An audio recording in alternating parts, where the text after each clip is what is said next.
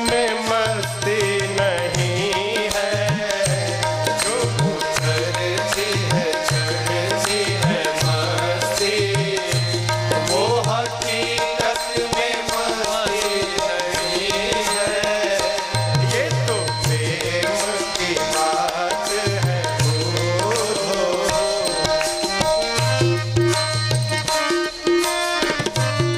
आँख जिसकी नजरों में है श्याम प्यारे, जिसकी नजरों में है श्याम प्यारे, जिनकी नजरों में है राम प्यारे, जिनकी नजरों में है राम प्यारे, वो तो रहते हैं जग से निराले, वो तो रहते हैं जग से निराले, जिनकी नजरों में राघव समाए, वो जिनकी नजरों में राघव समाए, वो नजर फिर भटकती नहीं है, वो जिनकी नजरों में राघव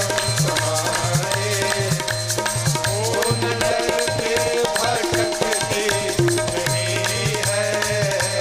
ये तो प्रेम की बात है दूधो, बंदगी तेरे बस की नहीं है, सिर देकर होते हैं सौदे, आशिकी इतनी सस्ती नहीं है। ये तो प्रेम की बात है दूधो, हो ये तो प्रेम की बात है दूधो, हो ये तो प्रेम की बात है दूधो।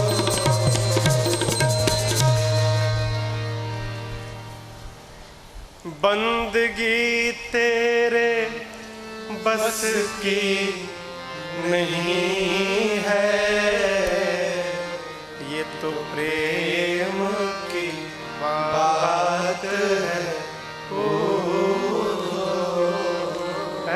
छोड़िए मत माई बाप, पकड़िए का पकड़िए, ये माला पकड़ लीजिए है इसको। इसी का तो सारा खेला है प्यारे। हमारे अयोध्या के संत लोग को बात कहते हैं, जानते हैं क्या कहते हैं? अयोध्या ये भाई संतों की भाषा है। कुकुर देखे कुकुर क्या कहते हैं? यहाँ पे छत्तीसगढ़ी में क्या कहते हैं? कुकुर। हाँ, कुकुर। दो प्रकार के कुकुर होते हैं, एगो पालतू कुकुर और दूसर का फालतू कुकुर।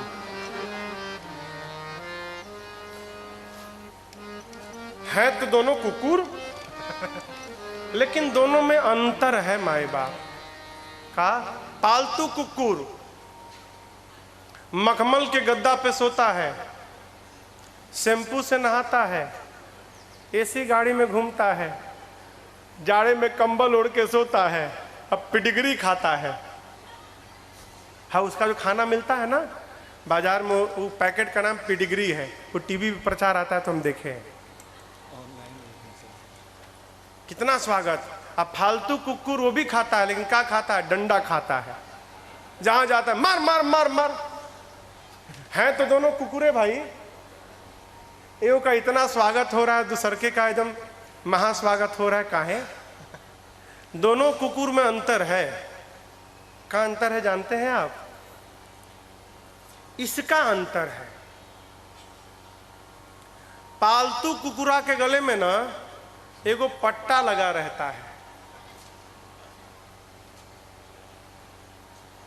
पालतू कुकुर के गले में पट्टा लगा रहता है। जिस कुकुर के गले में पट्टा लगा है माने पालतू, कोई मार नहीं सकता उसको। अब फालतू कुकुर के गले में कोई पट्टा नहीं रहता है, संत कहते हैं यदि तुमको भी जगत का फालतू से निकल के और भगवान का पालतू बनना है तो जितना शीघ्र हो तुलसी जी का पट्टा अपने गले में डाल लो, तुम भी फालतू से पालतू बन जाओगे। जितना जल्दी हो ये पट्टा पड़ जाए गला में, फिर जहां जाओगे है हरियर आनंद है, हो चकाचक आनंद है। खूब मालपुआ खाओ, हम तो 2 ठे खाए हैं आज। हाँ दोपहरिया में 2 ठे मालपुआ। पालतू बना जाए हो, छोड़ना थोड़ी है, सबको लपेटे रहिए। है हमारे जीवन को जो देखकर भगत नहीं है वो भी भगत बन जाए। सबको लपेटे रहिए, जोड़े रहिए। भरत जी पवित्र सेवकों को बुलाकर अयोध्या का रख रखाव का भार सौंपा है। गुरुदेव से कहे गुरुजी आज्ञा हो तो गुरुजी हम राज्याभिषेक की सामग्री ले लें, आप वन में ही भैया का रास्तिलक कर दीजिएगा। बोले वाह बेटा ले लो, हम भी तो ही चाहते हैं। सुंदर रथ को सजवा कर गुरुदेव को चढ़ाया है, राज्याभिषेक की सामग्री ली है, पालकियों को सजवा कर माताओं को बिठाया है और सबको लेकर भरत भैया चल पड़े। कहाँ? अरे भरत चले चित्रकूट हो राम को मनाने। भरत चले चित्रकूट हो राम को मनाने। राम को मनाने सिया लखन को मनाने। राम को मनाने सिया लखन को मनाने। राम को मनाने सिया लखन को मनाने।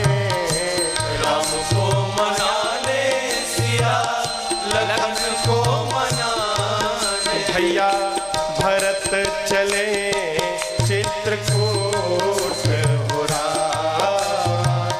राम को मनाने। भरत चले चित्रकूट हो राम को मनाने। बनसी राम समुझि मन माही। बनसी राम समुझि मन माही। सानुज भरत पया देहि जाहि। सानुज भरत पया देहि जाहि। संग साधक से सयाने राम को मनाने। भरत चले चित्रकूट हो राम को मनाने। या भरत चले चित्रकूट हो राम को मनाने। सिया राम को मनाने। सिया राम को मनाने। अरे भरत चले चित्रकूट हो राम को मना। चल पड़े, सबको आगे आगे विदा किया। लेकिन देखिए सबको भेजने के बाद भरत जी शत्रुघ्न जी के साथ पैदल पैदल चलने लगे। क्यों? वन सिया राम समुझि मन माही। मेरे प्रभु वन में है और मैं रथ पे बैठ के जाऊंगा। देखिए धर्म समझिए, अपने से श्रेष्ठ के पास जाते समय दरवाजे तक गाड़ी पर बैठकर नहीं जाना चाहिए। फिर श्रेष्ठ के दरवाजे से कुछ दूर पहले ही गाड़ी को खड़ा करिए और उसके बाद उतर के वहां से पैदल यात्रा करनी चाहिए। चलते समय, भोजन करते समय, श्रेष्ठ यदि कोई भार उठाया है तो उस समय, पूजा करते समय, श्रेष्ठ यदि पूजा कर रहा है उस समय इन स्थानों पर श्रेष्ठ को प्रणाम नहीं करना चाहिए। प्रणाम करना है, मन ही मन प्रणाम कर लीजिए। पांव छूकर प्रणाम करने के लिए निषेध है। गुरुजी कपार पर बोझा उठाए हैं, अचला गुरुजी प्रणाम, अब गुरुजी आशीर्वाद दे खड़ा होके। पूजन करते समय, चलते समय अपराध है।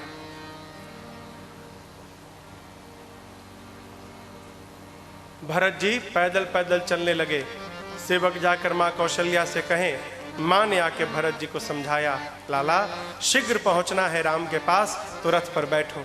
माँ की बात मानकर भरत जी बैठ गए। चलते चलते पहले दिन तमसा नदी के तट पर विश्राम भया, दूसरे दिन गोमती नदी के तट पर, तीसरे दिन सई नदी के तट पर, चौथे दिन पूरा समाज चलकर श्रृंगवेरपुर पहुंचा।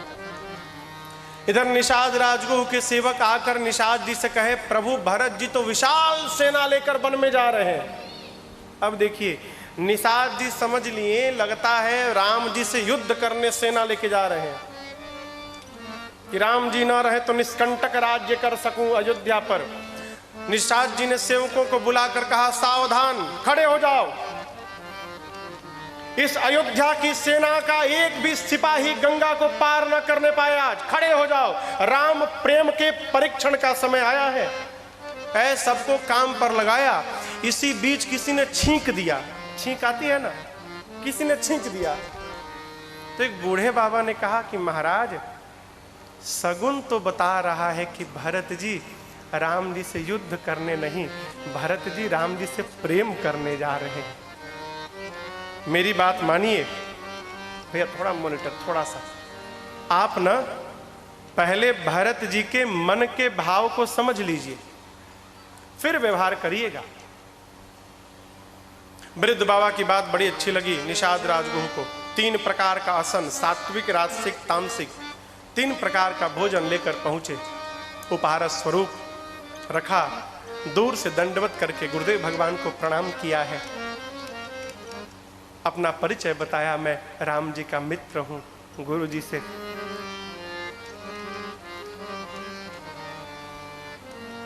भरत जी ने पूछा, गुरु जी वो कौन है? तो गुरु जी मालूम है क्या बोले? बोले भरत वो आपके भैया के सखा हैं। ए निषाद जी के बारे में जैसे भरत जी ने सुना, ए जी राम सखा सुनी संदन क्या, राम सखा सुनी संदन क्या, चले उतरे उमगत अनुरागा, चले उतरे उमगत अनुरागा, चले उतरे उमगत अनुरागा। राम सखा सुनकर भरत जी रथ पर से कूद पड़े, दौड़ गए, जाकर निषाद जी को उठाकर हृदय से लगाया है।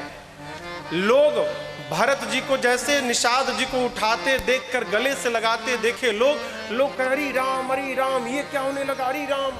क्यों? निषाद जी अछूत हैं, उनकी परछाई भी पड़ जाए तो पवित्र होना पड़ता है, शुद्धि करना पड़ता है, और ऐसे निषाद को भरत जी ने गले से लगा लिया। गोस्वामी जी कहते हैं, देखो एक नदी है जिसका नाम है कर्मनासा, सुने हैं आप लोग? बक्सर जानते हैं ना, बिहार में जो बक्सर है, बक्सर के बगल में ही कर्मनासा नदी है। पानी उनी नहीं है, बालू है, लेकिन बालू में जैसे हाथ डाल के रेत निकालेंगे ना तो जल ऊपर आ जाता है। ठीक गंगा जी के बगले में है। कहा जाता है कि कर्मनासा नदी का जल यदि स्पर्श हो गया तो जीव के जितने पुण्य रहते हैं सारे पुण्य समाप्त हो जाते हैं।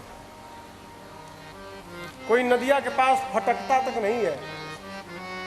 गोस्वामी जी कहते ही बताओ, कोई कर्मनासा नदी के जल को निकाल कर और गंगा जी में डाल दे तो कौन है जो उस जल को उठा के अपने सिर पे नहीं चढ़ाएगा? हो निषाद अछूत है। अरे जिन निषाद को राम जी ने अपने गले से लगा लिया हो, उससे पवित्र संसार में दूसरा कौन होगा? जानते हैं सोच किसके बारे में करना चाहिए? वही सोचनीय सबही विधि सोई, जो न छाड़ी छल हरिजन होई। जो भगवान का भगत नहीं हो पाया उसके बारे में सोचना चाहिए, छुए कि ना छुए। परिचय भया है, रात्रि में बैठे हैं। जानते हैं रात में भरत जी से गुरुदेव ने एक बात पूछी। क्या? गुरु जी देखिए, गुरु जी भरत जी के भाव का परीक्षण कर रहे हैं। कहें भरत ये बताओ, तुम अयोध्या के सम्राट हो, अरे पिताजी ने तुमको दिया है, तुम लो चाहे ना लो, एक तरह से भावी सम्राट तो हो ही। आप अयोध्या के एक सम्राट हैं और उसी अयोध्या राज्य की एक छोटी सी रियासत है श्रृंगवेरपुर। निषाद राजगुरु उस रियासत के राजा हैं। अयोध्या का चक्रवर्ती सम्राट अपने राज्य के छोटे से रियासत के राजा को देखकर दौड़ के चला गया मिलने। ये कहां का धर्म है? उचित तो ये था आप बैठे रहते और निषाद जी आकर आपको प्रणाम करते। आप निषाद जी से मिलने के लिए दौड़ के चले गए, कहां का धर्म है? आपने ठीक किया। भरत जी कहे गुरुदेव क्षमा करिएगा गुरुजी, लेकिन आपने तो बताया ही नहीं कि वो अयोध्या श्रृंगवेरपुर के राजा हैं। आपने तो कहा कि वो राम जी के सखा हैं। मैं सोचने लगा कि मैं राम जी का दास हूं और वो राम जी के सखा हैं। सखा बराबरी का होता है, दास छोटा होता है। तो मैं निषाद जी को अपने से बड़ा मान लिया। वो भैया के मित्र हैं तो मेरे लिए भैया के बराबर है, और मैं दास हूं तो उनका भी दास हूं। ऐसा सोचकर मैं दौड़कर जाकर उनसे मिलने के लिए चला गया। मुझे तो पता ही नहीं था। गुरु जी सुने तो कहें वाह भरत, यही उत्तर तुमसे सुनने की कामना थी मेरी। समझिएगा, हमारा श्रेष्ठ हमारा कभी भी परीक्षण कर सकता है, हमको पता भी नहीं चलेगा कभी भी।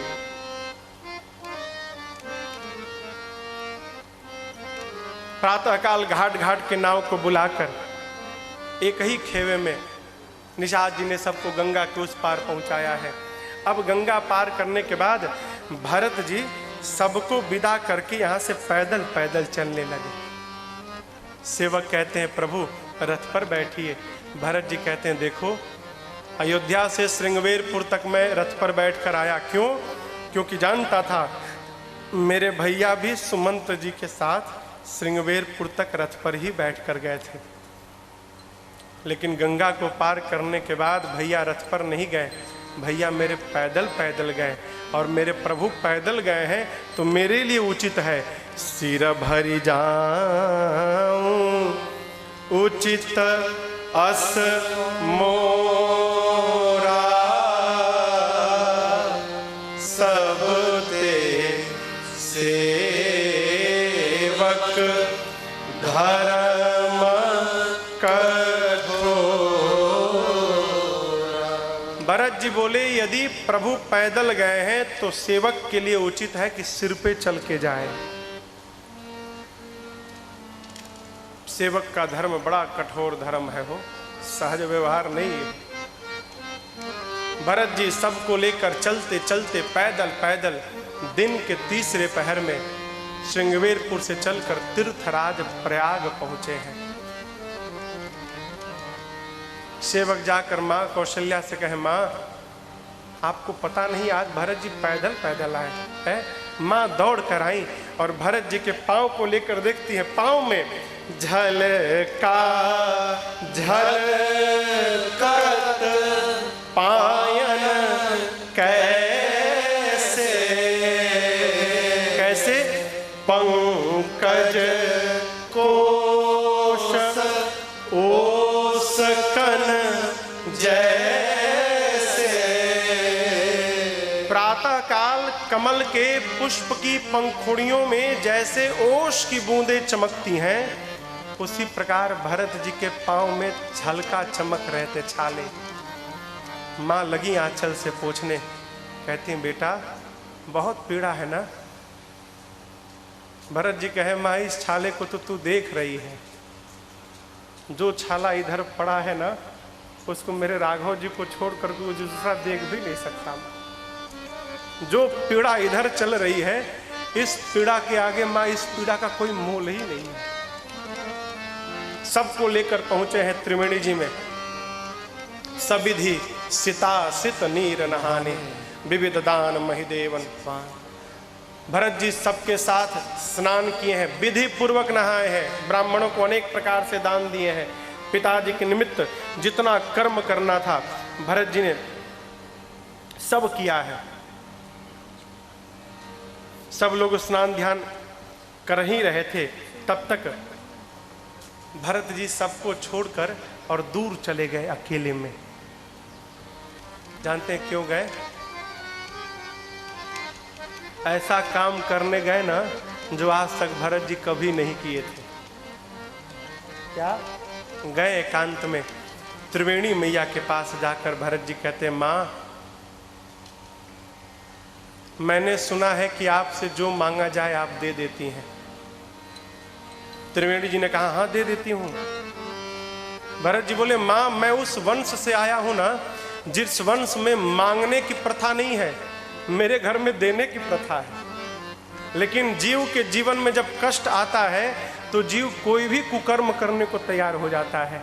इसलिए माँ ये भरत आज अपने वंश की परंपरा का त्याग करके और आपके सामने भीख मांगने आया है। त्रिवेणी जी ने कहा, मांगिए क्या चाहिए? भरत जी पहले बोले, पहले वो सुनिए क्या नहीं चाहिए। मांगूंगा बाद में, पहले जो नहीं चाहिए वो सुनिए। कहते हैं, अर्थ न धर्म न काम रुचि, गति न चाहो निर्वाण। कहते हैं अर्थ नहीं चाहिए। क्यों? मेरी माँ ने मेरे लिए अर्थ मांगा तो देखो मेरे घर में अनर्थ हो गया। माँ अर्थ नहीं चाहिए, धर्म नहीं चाहिए। क्यों? धर्म की रक्षा करते करते पिताजी देवलोक चले गए, बड़ा भाई वन में चला आया। जिस धर्म ने मेरे परिवार को तोड़ के रख दिया, मेरा उस धर्म से कोई वास्ता नहीं, मुझे धर्म नहीं चाहिए। काम नहीं चाहिए। मेरी माँ ने कामना की कि उसका बेटा राजा बन जाए, आपके सामने खड़ा है। मेरी माँ का बेटा राजा नहीं, उसका बेटा भिखारी बन गया।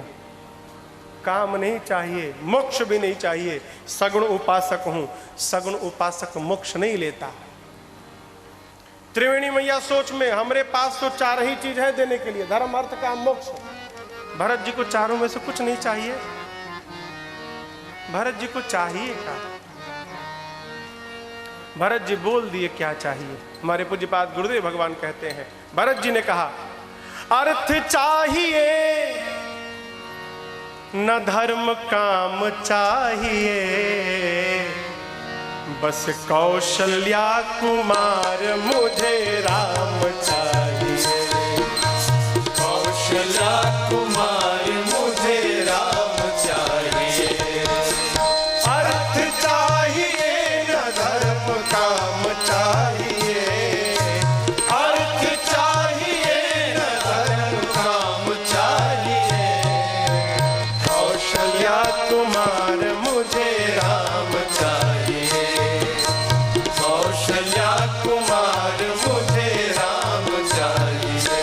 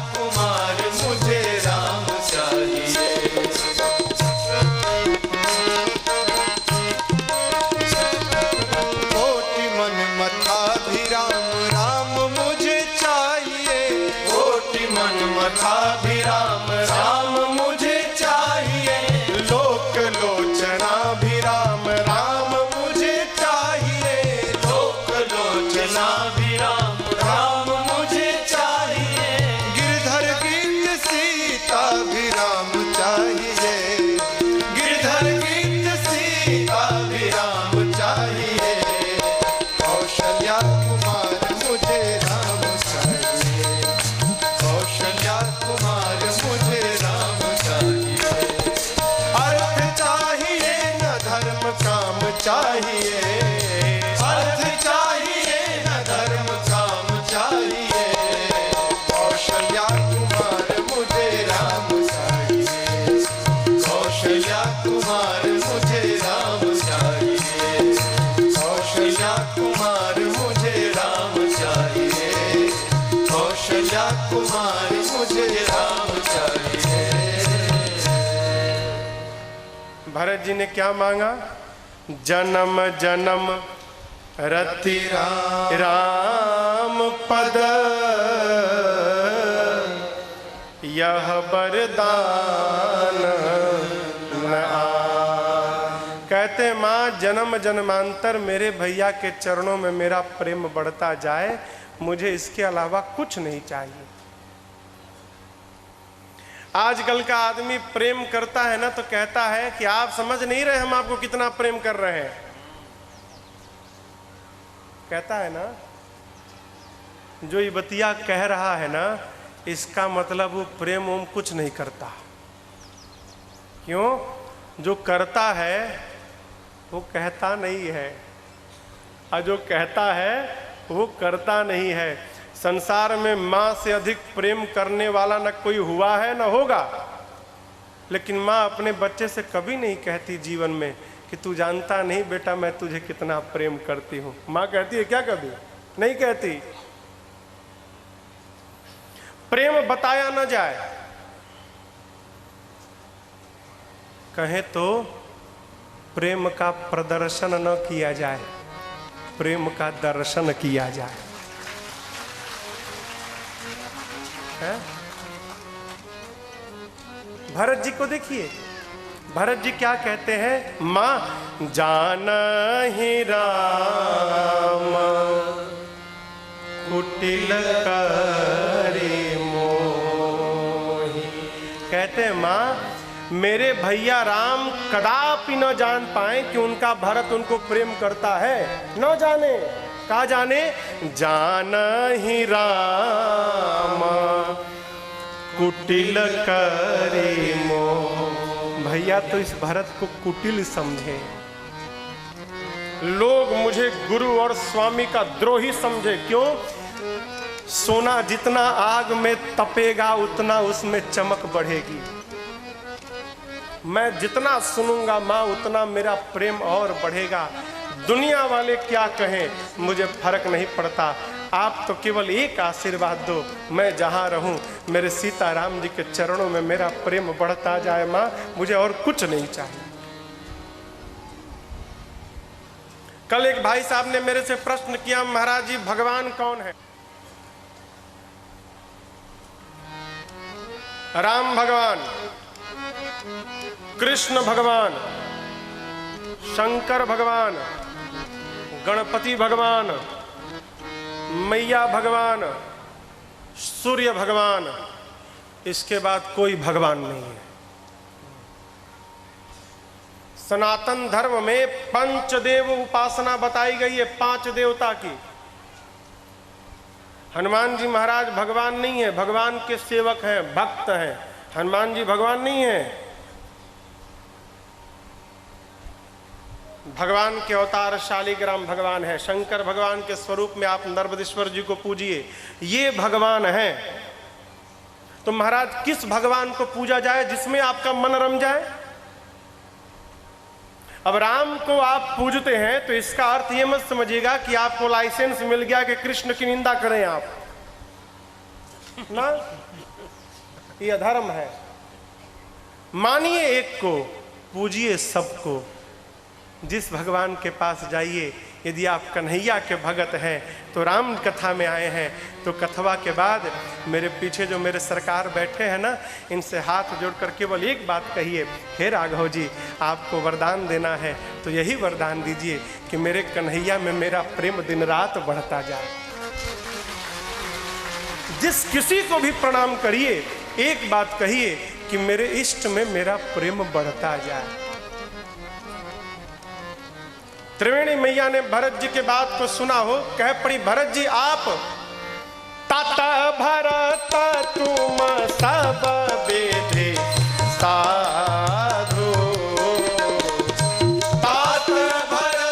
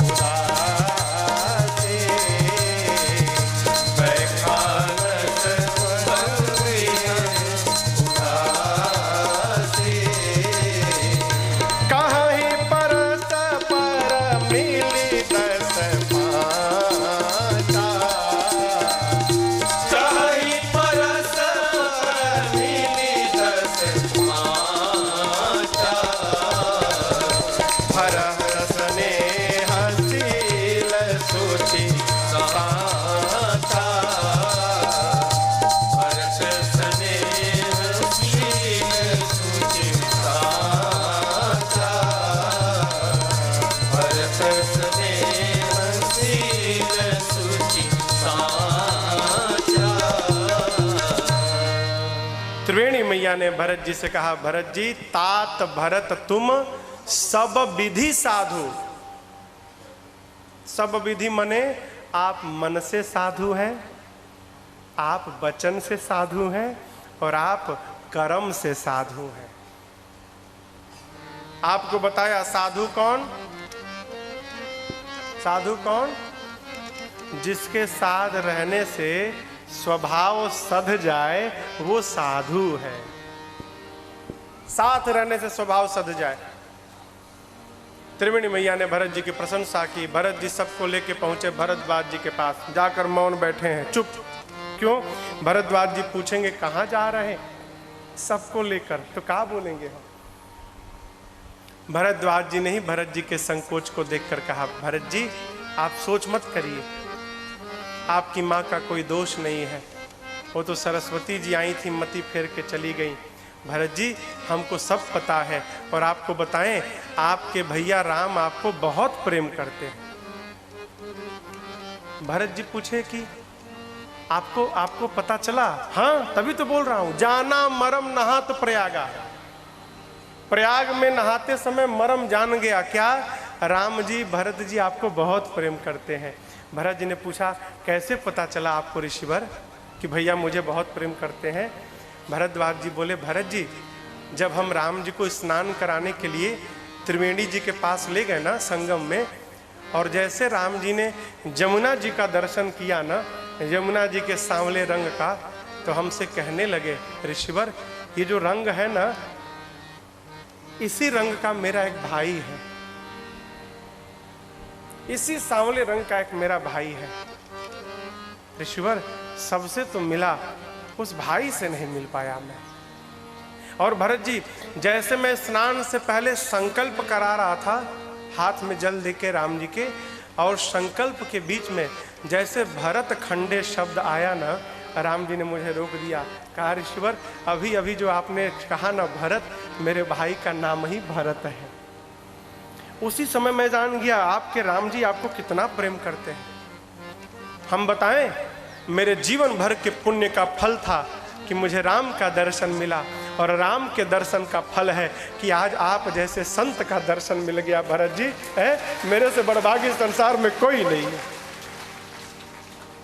बहुत संभाला है भरत जी को। भरद्वाज जी सोचने लगे चक्रवर्ती सम्राट के पुत्र हैं, इतने बड़े राजा के बेटे हैं, जैसे देवता होते हैं देवता के अनुरूप ही उनकी सेवा भी होनी चाहिए। तस पूजा चाहिए जस मुनि ही सोच पाहुन बड़ अस्तु। भरद्वाज जी ने अपने तप बल से रिद्धि सिद्धि को प्रेरित करके जो सुख सुविधा देवलोक में दुर्लभ है अपने आश्रम में सुलभ कराया।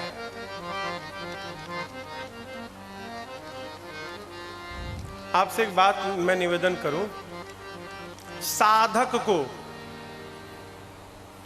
पढ़ने वाले बच्चे को, जिसका लक्ष्य निर्धारित है, उसको अपने जीवन में बहुत शाखा नहीं बनानी चाहिए।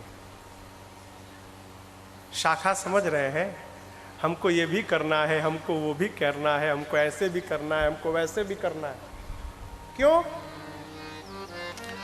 आम का पेड़ है, अत्ताड़ का पेड़ है ना? दोनों में से लंबा कौन है? कहिए कहिए। ताड़ वाला। क्यों?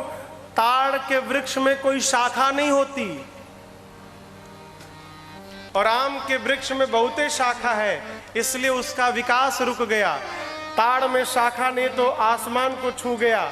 जिसको लक्ष्य को प्राप्त करना है उसको अपने जीवन से एक लक्ष्य को छोड़कर बाकी सभी शाखाओं को समाप्त करना होगा। इस समय भरत जी का लक्ष्य क्या है? सबको लेकर राम जी के पास पहुंचना है। जैसे भरद्वाज जी ने रिद्धि सिद्धि को प्रेरित करके देव दुर्लभ सुख सुविधा को सुलभ कराया, भरत जी ने सबको बुलाकर कहा सावधान, कोई इन सुविधाओं को देखकर भूलेगा नहीं, कोई भटकेगा नहीं। सब लोग सीताराम जी में मन लगाइए। पूरी की पूरी प्रजा बैठकर रात भर एक काम, सीताराम जय सीताराम,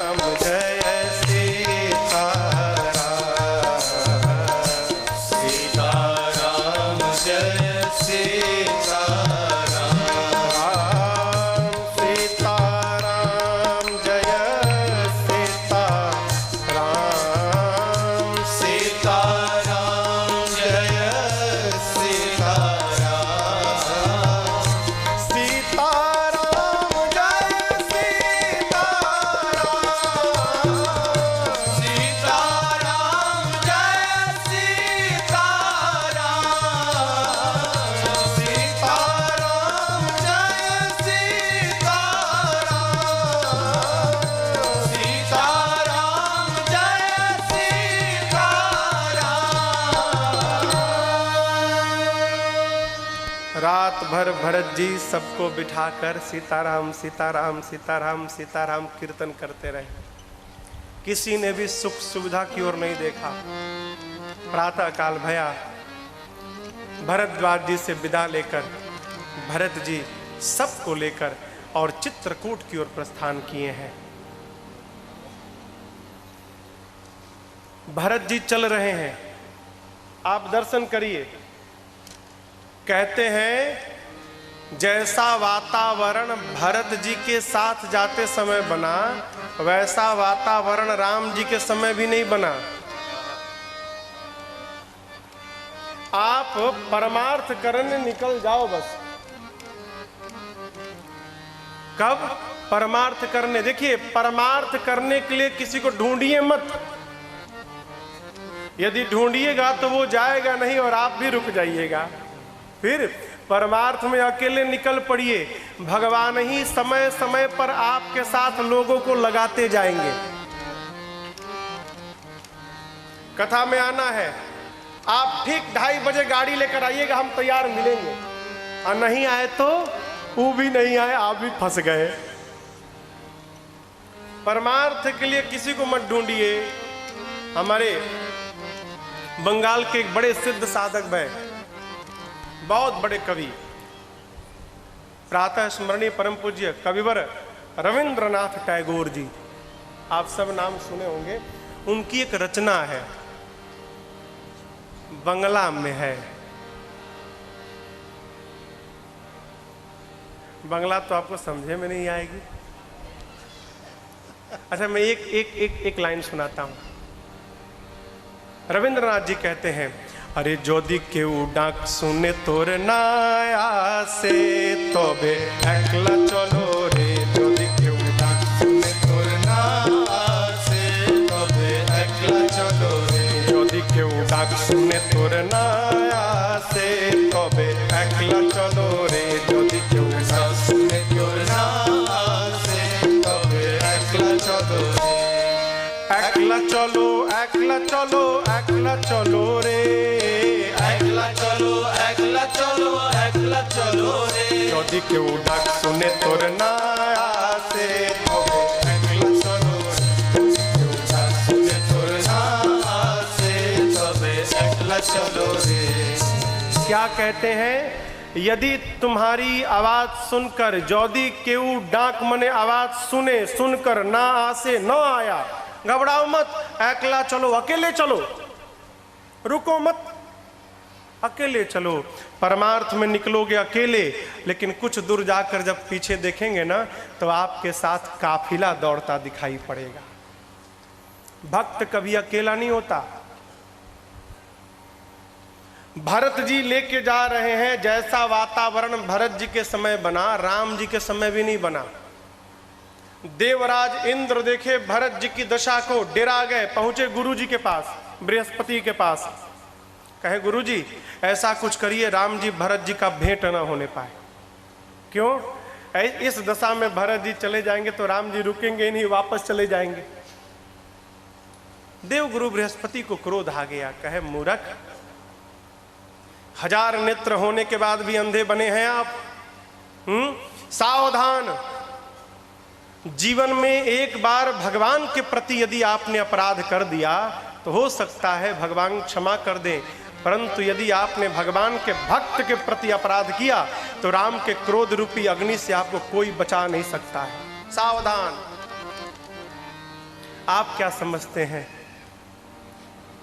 भरत जी मिलने जा रहे हैं ना, राम जी ही भरत जी से मिलना चाहते हैं, इसलिए भरत जी दौड़े दौड़े अयोध्या की ओर, चित्रकूट की ओर जा रहे हैं। यहां पर चौपाई है, अरे भरत सरिस को राम सने जग जप राम राम जप जे। कहते हैं देवगुरु बृहस्पति जी की इंद्र, भरत जी जैसा कौन भगवान का प्रेमी है।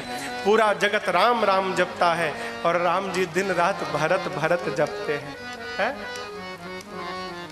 जानते एक बार नारद जी भरत जी और हनुमान जी के पास चले गए। नारद जी जाकर चर्चा छिड़ गई भक्त की। नारद जी बोले कि मैं भगवान का भगत हूँ, अच्छा मैं टॉप 10 का भगत हूँ, मैं अच्छी स्थिति का भगत हूँ।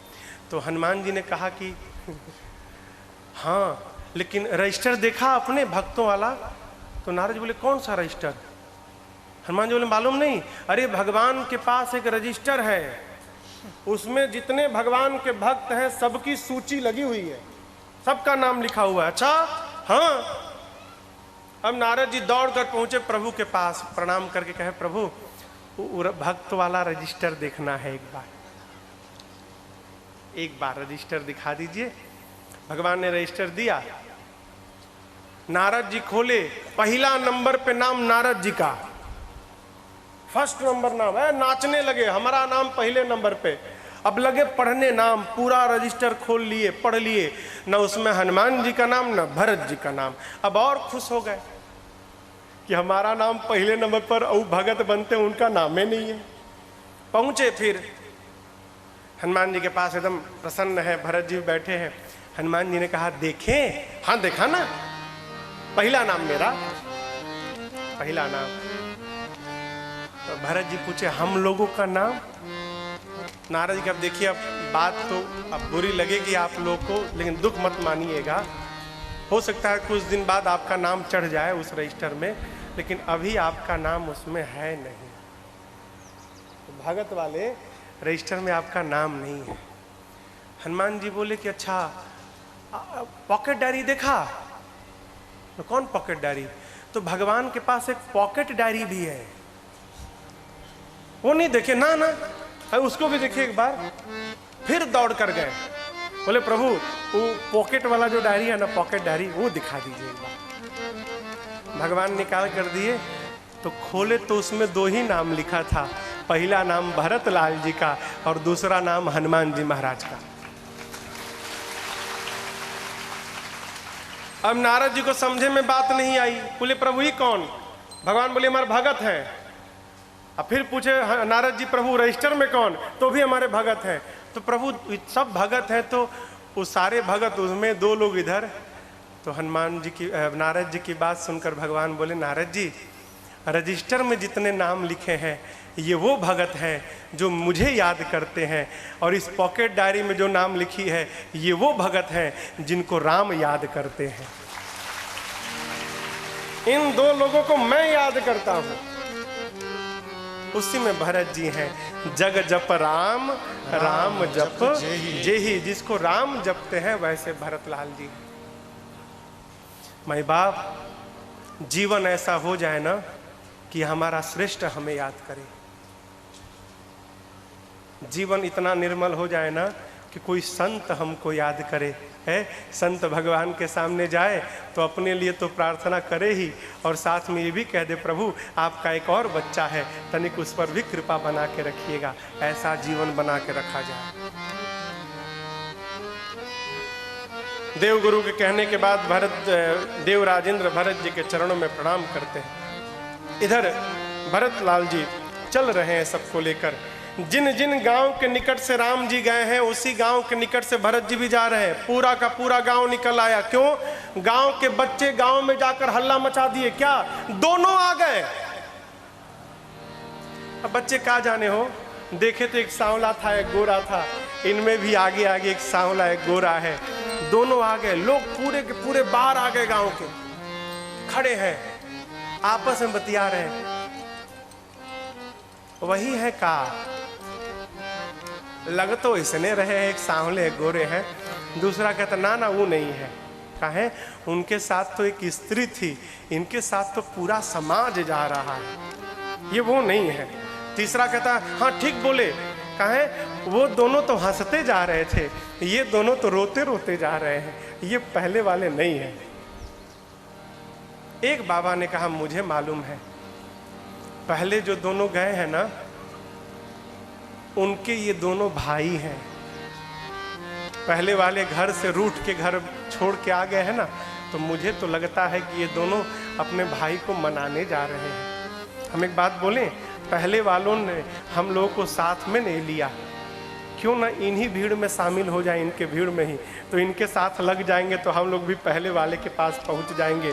ए रास्ते के जितने कोल भील हैं सब भरत जी के साथ लगते गए। भरत जी ने किसी को विदा नहीं किया, सबको लेकर पहुंच गए ठाकुर जी के पास। मंदाकिनी जी के ताट पास पहुंचे, चित्रकूट में जाकर डेरा जमा दिया। इधर प्रातःकाल मेरी माँ जगी है चित्रकूट में। प्रभु को बुलाकर माँ ने कहा, प्रभु मैंने स्वप्न देखा, भरत जी आए हैं, साथ में माताएं हैं, विशाल सेना है, लेकिन प्रभु माताओं के मांग में सिंदूर नहीं दिखा। प्रभु कहे, सीता स्वप्न सही नहीं है।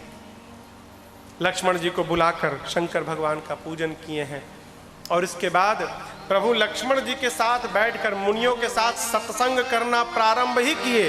तब तक सनमानि सुर मुनि बंदी बैठे, उतर दिशि देखत भय, नवधूरि खगनिक भूरि भागे, विकल प्रभु आश्रम गए, तुलसी उठे अवलोकिकार, साहित्य सच विसरह, सब समाचार की रात बोली, आई तेहि अवसर कहे हाँ, आई तेहि अवसर कहे हाँ, आई तेहि अवसर कहे। भगवान मुनियों के साथ सत्संग कर रहे थे, तब तक अचानक उत्तर दिशा की आकाश में खलबली मच गई। पूरा का पूरा आकाश धूल से भर गया, पक्षी चहचहाकर भागने लगे। भगवान आश्चर्यचकित होकर खड़े हो गए, क्या भया? तब तक एक कोल ने आकर कह दिया, प्रभु उत्तर दिशा से भरत जी विशाल सेना लेकर आ रहे हैं। पहले तो भगवान प्रसन्न भय, अगले क्षण राघव जी उदास होकर लगे रोने। क्यों? कारण कवन भरत आगमन। क्यों आ रहा है भाई? राम जी सोच में इसलिए पड़ गए कि एक तरफ पिताजी का वचन है और दूसरे तरफ भाई का प्रेम है। आज तक मैंने कभी अपने भरत के मन को दुखाया नहीं। आज यदि भरत कह दे कि भैया वापस चलिए, तो मैं पिताजी का वचन मानूंगा कि भाई का प्रेम मानूंगा? मैं करूंगा क्या? लेकिन अगले क्षण प्रभु को समाधान मिल गया। क्या? सोचने लगे, कोई बात नहीं, आने दो, मैं जानता हूं भरत को। भरत कहे महु साधु सया। कोई बात नहीं, भरत तो वही करते हैं जो मैं कहता हूं, साधु हैं, आने दो। प्रभु को सोच